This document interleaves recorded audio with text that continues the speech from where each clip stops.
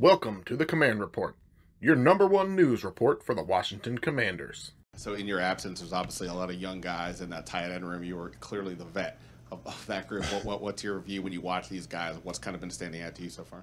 I love the way they work, man. These guys came in ready to work, ready to get better.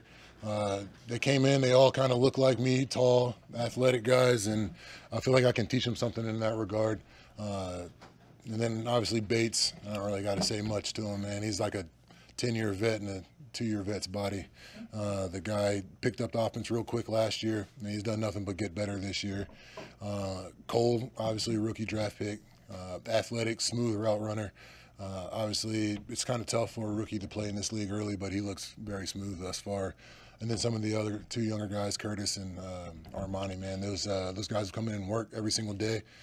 Then you got AGG, who's making the switch. So I got something familiar with him and something in common with him. And shoot, man, the guy can run, the guy can catch. It's just figuring out how to block, and I understand that completely. And then Alex, older guy in the league now, he knows his role, he knows what he can do, and I think he brings something to this offense as well with his blocking physicality. Could you kind of explain what the knee injury was? It sounded like on the radio you were saying it's a little more complicated than just an ACL. Yeah, so obviously last year there was a little confusion of what it actually was. So we went into surgery, they cut it open just to figure it out what it was, and we had a game plan going into it. So it ended up being ACL, MCL, and repair both meniscus. The meniscus in both knees? No, just the left. So outside, the lateral, and the internal medial. And you mentioned Jeff Ruiz. What has he been doing specifically for your recovery? So he's studied pretty much knees and recovery for his whole PT career. So just strengthening, and the first thing is getting the quad back strong and being able to accept the impact on the ground and deceleration and stuff like that.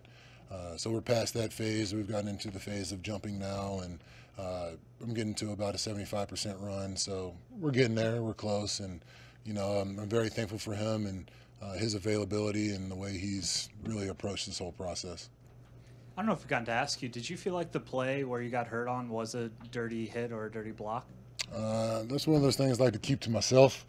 I think there's a feeling in our building how we feel towards it, but it is what it is. It's football, man. Stuff happens all the time. Weird hits happen. People's feet get stuck in the ground and they just end up tearing. And it's not really about that time. It's about what happens in your recovery and then what you do with the rest of your time. And when you say you see the offense clicking, what sort of things are you picking up on that would tell you that? Yeah, Carson's getting a good command. He's getting a good feel for the guys that are out there now. And obviously, everybody's got the buzz around Jahan, rightfully so. The dude's a baller.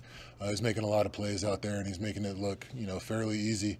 Like the stage isn't too big, and I'm super proud to have him in there. But the guys that have made jumps, it's kind of like that mid-tier of what we had last year, and Dax and Diami and Cam. Like those dudes are dependable, and you can just kind of rotate them out. And then having Curtis back obviously makes a big difference for us, and the multiple things that he can do and getting the ball in his hand. And, it's nice seeing Carson blend well with those guys. And to be honest, it's not just Carson. I mean, Taylor, we're getting a guy that's played a lot of football last year for us, who won a lot of big games for us, and quite honestly, a couple games away and a couple playmakers being injured away from having a chance to go into the playoffs again. So I feel comfortable with whoever's behind center, but obviously Carson, he brings a little bit extra to the table.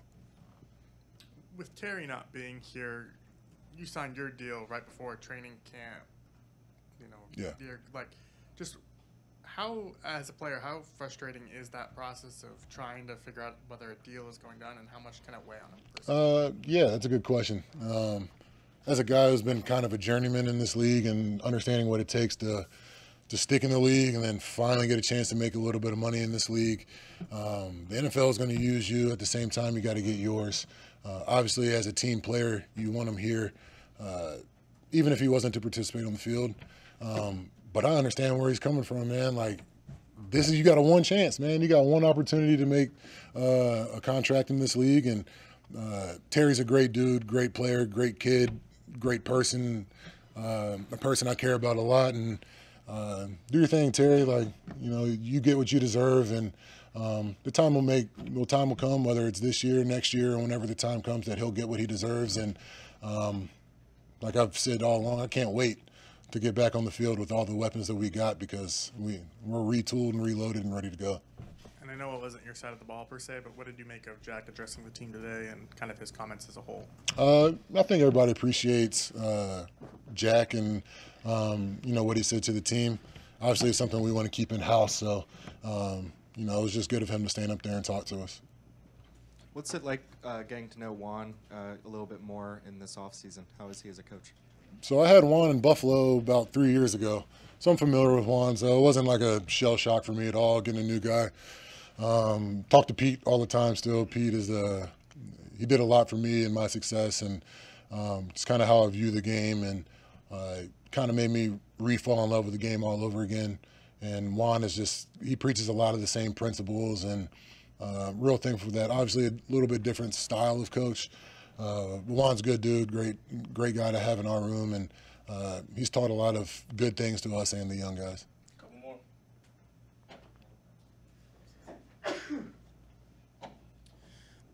Excuse me.